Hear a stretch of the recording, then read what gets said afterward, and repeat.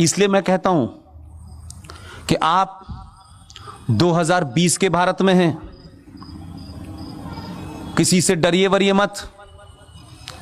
कोई एक आध चुनाव हार वार जाए उससे अपने दिल को छोटा मत कीजिए, छोटा मत कीजिए अपने दिल को। लेकिन ये जो लोग नारा लगाते हैं ना, मोदी है तो मुमकिन है, उसके बाद क्या होगा? इसलिए मैं कह रहा हूं, ये जो मैंने कहा, अगर देश में, दुनिया में आपको व्यक्ति और राष्ट्र के बीच में अगर कुछ चुनना है तो राष्ट्र को चुनिए। व्यक्ति आएंगे जाएंगे, अगर आपके अंदर पुरुषार्थ जागृत हो जाएगा, आपके अंदर अपनी सभ्यता के प्रति, अपनी संस्कृति के प्रति सम्मान पैदा हो जाएगा, तो कई करोड़ मोदी पैदा हो जाएंगे, कई करोड़ अमित शाह पैदा हो जाएंगे। इसलिए हार जीत जीवन का एक सिलसिला है। हार जीत के बाद सिलसिला रुकना नहीं चाहिए, इसलिए वो रोकेगा नहीं। कुछ लोग शाहीन बाग पे इसलिए नहीं बैठे हैं कि CAA की फुल फॉर्म इन्हें समझ में नहीं आ रही, उनकी ज्यादा समझ में आ गई है। सिर्फ गलती उन्होंने कर दी है कि गलत वक्त पे किया है।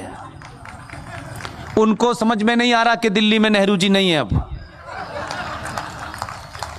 ये संकट इसलिए है, ये चिंता इसलिए है, उनको परेशानी इस बात के लिए है कि बना तो ये 2014 में है, लेकिन हिसाब इसने 1947 से शुरू किया है। तो जो 1947 में जघन्य अपराध किया गया था, 370 और 35 देके उसे वापस लिया। 500 साल से एक युद्ध चल रहा था। हम तमाम सारे भोले लोग रोज कहते थे भगवान रामचंद्र यहीं पैदा हुए हैं। बड़ा समझाया, लोगों ने कहा कोई बातचीत कर लो आपस में। उन्होंने कहा नहीं, यहां बाबर पैदा हुआ है। यह बहस इतनी चली कि हमने सब कुछ मान लिया और यह समाज तैयार हो गया था कि चलिए आप यहां बाबर को बना लीजिए, लेकिन हमारे मर्यादा पुरुषोत्तम राम यहीं पैदा हुए थे, यह मान लीजिए। हमारी इस शराफत को कुछ लोगों ने समझा ये मूर्ख लोग हैं। आपने कोर्ट में खड़े होकर के जो शब्दावली इस्तेमाल की है वो मैं दोहराना नहीं चाहता। वो भी उसी अलीगढ़ के हैं जो कोर्ट में मुकदमा लेके लड़ रहे हैं। बार बार पूछ रहे थे यहीं पैदा हुए हैं, इनका डेट ऑफ बर्थ सर्टिफिकेट लेके आओ। कई बार पूछा। मैंने कहा अगर मैं कोर्ट में होता तो मैं पूछता 13 शादियों का मैरिज सर्टिफिकेट लाओ, तब कैसी रहती। लेकिन आपने इतनी बार पूछा, हमने कहा उनका मैरिज डेट और सर्टिफिकेट तो हमारे पास नहीं है, लेकिन हमने एक ऐसे शख्स को खड़ा किया, उसने सारे सर्टिफिकेट दे दिए। और हुआ क्या, जो हमसे पूछ रहे थे कि भगवान राम का सर्टिफिकेट लेके आओ, आज उनसे पूछ लिया तो कहते हैं अरे ये हम नहीं देंगे, हमें पता ही नहीं है। तो संकट यह है कि आपने सवाल पूछना शुरू कर दिया है। 1000 साल से आप जवाब दे रहे थे, इसलिए एक बार सर्टिफिकेट मांगा है तो धरने पे बैठ गए हैं। अभी तो सर्टिफिकेट मांगने का सिलसिला शुरू हुआ है,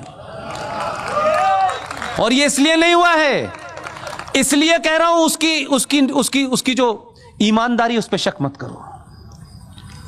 वो इसलिए मांग रहा है कि जो बात आपको कहने में शर्म है, वो ये जानता है सर्टिफिकेट ढूंढते ढूंढते आप 1722 तक चले जाएंगे। कश्मीर में एक नेता है, मक्कार मुनाफिक, डकैत है।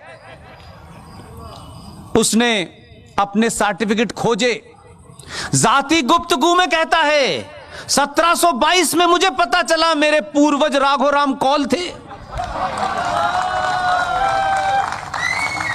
यह सर्टिफिकेट मांगने का सिलसिला बहुत पहले से होगा, ध्यान रखिएगा। और सब पता करेंगे कि किस किस से बदले थे, कब कब बदले थे। मेरा दुख यह है कि सनातन के लोगों,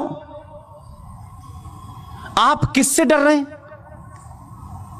हम 800 साल से मुसलमानों की हुकूमत थी, हम यहां से जाएंगे तो ताजमहल ले जाएंगे, हम कुतुब मीनार ले जाएंगे। ऐसी ख्वाहिश रखने वालों से ये पूछते मूर्खों, जो बात अभी सिंह साहब ने कही,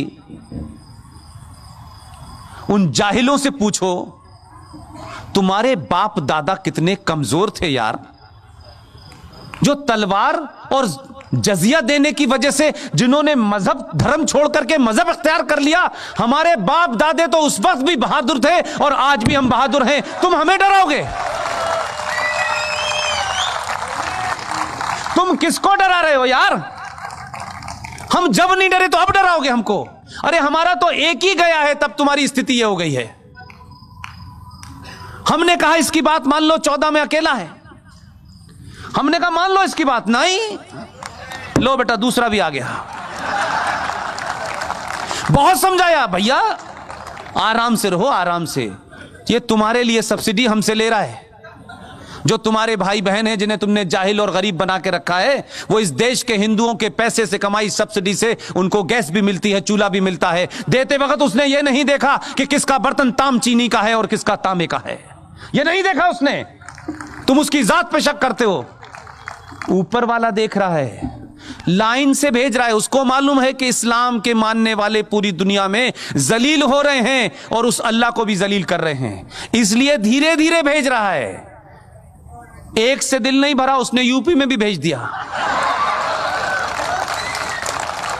इस बात का घमंड मत रखो, उसकी लाठी दिखती नहीं है, कमर टूट जाती है।